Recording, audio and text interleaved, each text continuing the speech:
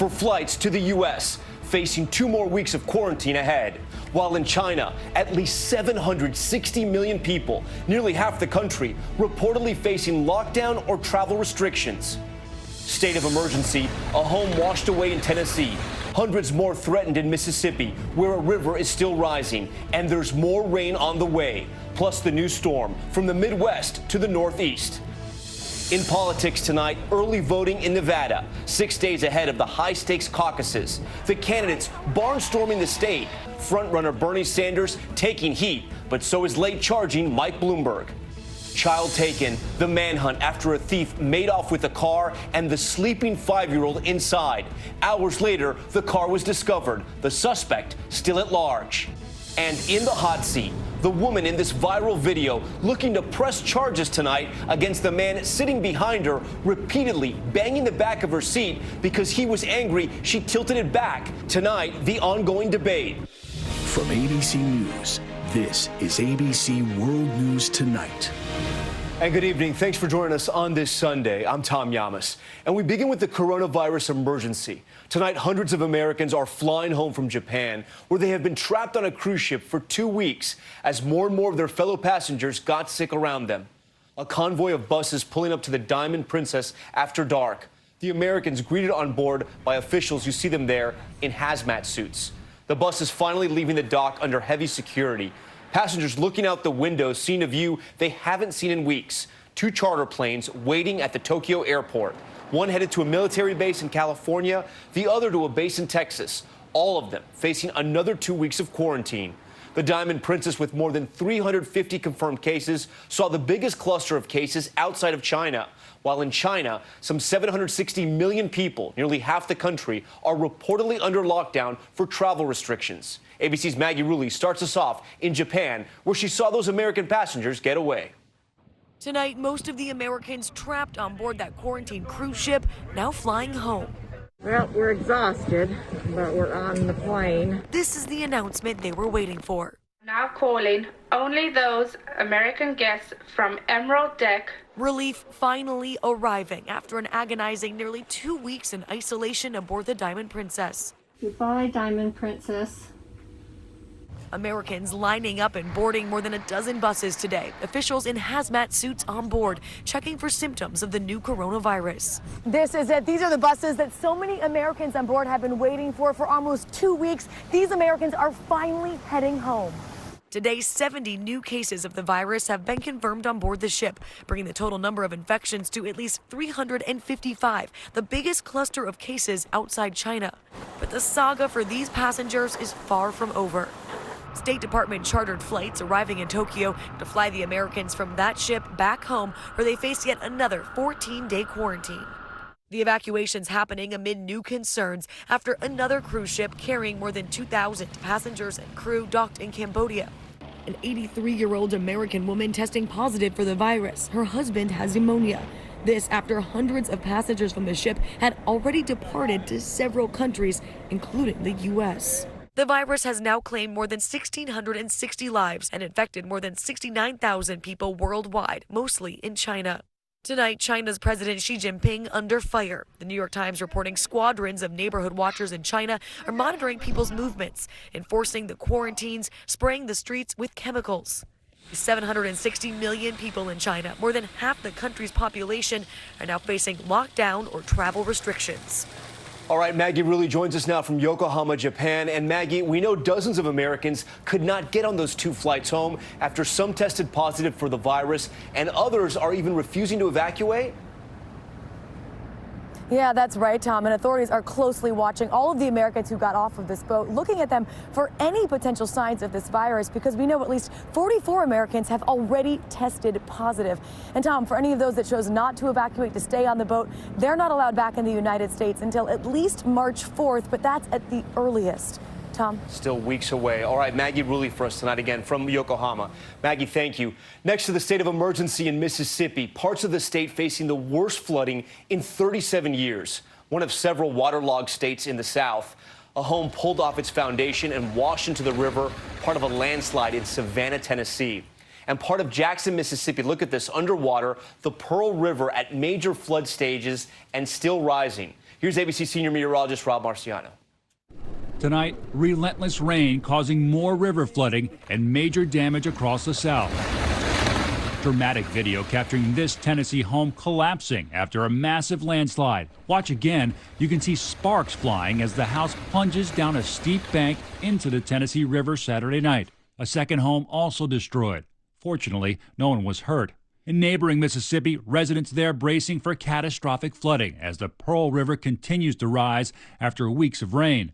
The governor declaring a state of emergency. We do not anticipate this situation to end anytime soon. If you have not evacuated yet, we urge you to do so. Hundreds of homes in Jackson already underwater. Some residents using boats to get around, gathering whatever they could carry before the river crests Monday. Looking at this, I think it's going to be pretty bad.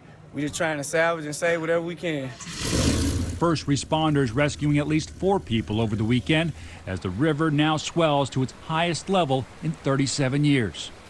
All right, Rob Marciano joins us live now with the forecast. And Rob, there's a new storm I want to ask you about moving across the country. In the Rockies today, 5 to 8 inches of snow in Cottonwood Canyons, Utah. It's heading to the Midwest and then to the Northeast.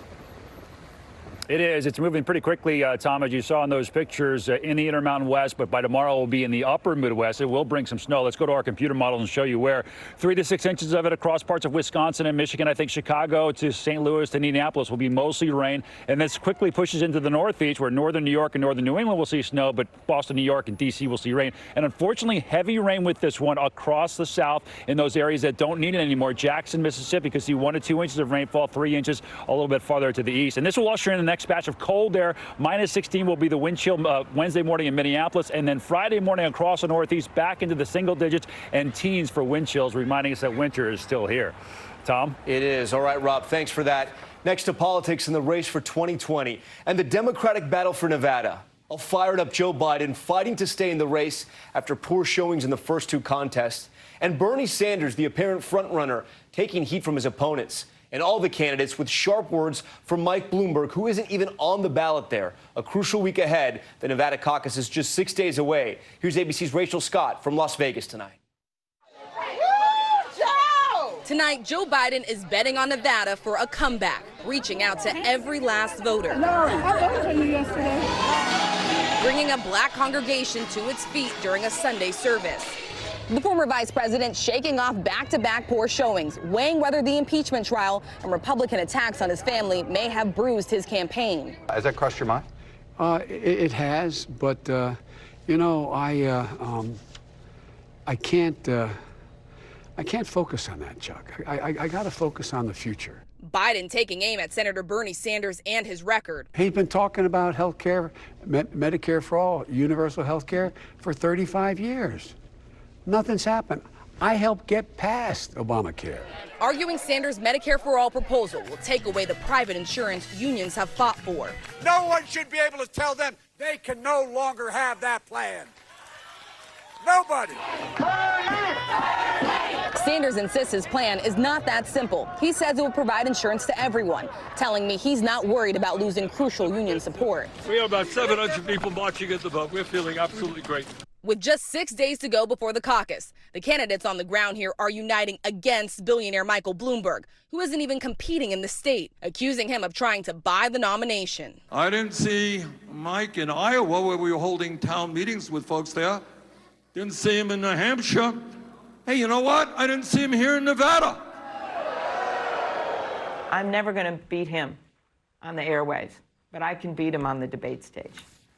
And Rachel Scott joins us now live from Las Vegas, where several of the candidates are participating in a forum tonight. Rachel, that sounded like a challenge there from Senator Amy Klobuchar. Mayor Mike Bloomberg is inching closer to the debate stage, but time may be running out. That's right, Tom. Bloomberg has just 2 days left to qualify for the next debate. He needs just one more poll. His campaign is hopeful that he will be on that stage, telling us tonight that he is debate ready. And despite those attacks from his rivals, Bloomberg sees the money that he is spending in this race as an investment in the fight to take on President Trump. Tom? Rachel Scott from the campaign trail tonight. Rachel, thank you. Next, new turmoil for the Department of Justice after Attorney General William Barr abruptly overruled his prosecutors in the case of longtime Trump confidant Roger Stone. Tonight, more than 1,100 former Justice Department officials are accusing Barr and the president of interfering, quote, in the fair administration of justice. Here's ABC's Kira Phillips. President Trump in Florida today, revving up the crowd as Grand Marshal at the Daytona 500. Taking a lap in his limo, the Beast, before thousands of NASCAR superfans. But tonight, the president and his attorney general under attack by more than 1,000 former Department of Justice officials, accusing them of interfering in, quote, the fair administration of justice, calling for William Barr to resign, saying it's outrageous the way he interfered in the case of convicted Trump ally Roger Stone. But in an exclusive interview with ABC News, Barr told Pierre Thomas he did not coordinate with the White House in the Stone case. So, just to be clear here, did you talk to the president at all about your decision regarding the recommendations? The recommendations on this case? Never. Anybody from the White House call you to try to influence? No. Nope. I have not discussed the Roger Stone case at the White House. At all? At all. The president called the department's sentencing recommendation of 7 to 9 years a miscarriage of justice. It was thrown out, prompting all 4 prosecutors on the case to resign. The former DOJ employees and federal prosecutors accuse Barr of flouting principles based on an even-handed administration of justice, saying that the Stone case was just the latest example, adding a person should not be given special treatment in a criminal prosecution because they are a close political ally of the president. And Kira Phillips joins us now live from West Palm Beach, Florida, near the president's Mar-a-Lago resort, where he spent the weekend. Kira, many of these former Department of Justice officials have been critical of the administration in the past. You're absolutely right, Tom. These former employees served under Democratic and Republican presidents, and many of them have called on Barr to resign in the past. As for Roger Stone, well, he's set to be sentenced on Thursday, Tom. Kira Phillips for us tonight. Kira, thank you. Next to new developments after the arrest of a Colorado woman accused of posing as a baby photographer, allegedly drugging a mother and trying to kidnap her newborn. Tonight, 2 more women have now come forward what they're saying about the suspect. Here's ABC's Marcy Gonzalez. Tonight, police say this woman accused of posing as a newborn photographer in a plot to try to kidnap an infant may have tried to target multiple new mothers. I was like, that could have been me. Several women in Washington state coming forward after learning Juliet Parker, seen in this campaign video from a failed run for mayor of Colorado Springs last year. Juliet Parker, candidate for mayor here. Is charged along with her 16-year-old daughter with drugging a single mom with a cupcake and attempting to take her baby, getting access by posting this ad on Facebook for free photo sessions. She wanted a girl, and she wanted him 5 weeks and younger so she could raise it herself. Amanda Appling says she responded to that same post, but Parker turned her down. She informed me that she wasn't looking for a boy at the time. But Victoria Morris, preparing for the birth of her daughter, says she got a different response, posing for this maternity shoot with Parker, then inviting her to take more photos in the delivery room. When I saw the post about the accusations made towards her, and I messaged her and asked her if they were true, and she said, no, they're 100% not true. Investigators finding otherwise, taking Parker into custody soon after. I'm really thankful that she was arrested and that I'm safe and my baby's safe. Parker's being held on attempted kidnapping and assault charges. Her daughter is also in custody tonight. Both are expected in court on Tuesday. Tom? Marcy, thank you. Next tonight to the manhunt in Houston for a suspect who stole a car with a 5-year-old sleeping inside. The moment of the crime caught on surveillance right here. The boy's mother had just run inside. Police issuing an Amber Alert. Hours later, the boy was found safe, and now they're looking for the man who made off with him. Here's ABC's Mona Kosar Abdi. Tonight, an intense manhunt in Houston for at least one suspect who stole a car with a 5-year-old boy inside. Just drop my kid off the car. If you want the car, just keep it. Police releasing chilling video showing the moment it happened in a store parking lot Sunday morning. Watch as one of the suspects gets out of an SUV and opens the door to the mother's gray Toyota, first taking a purse, then opening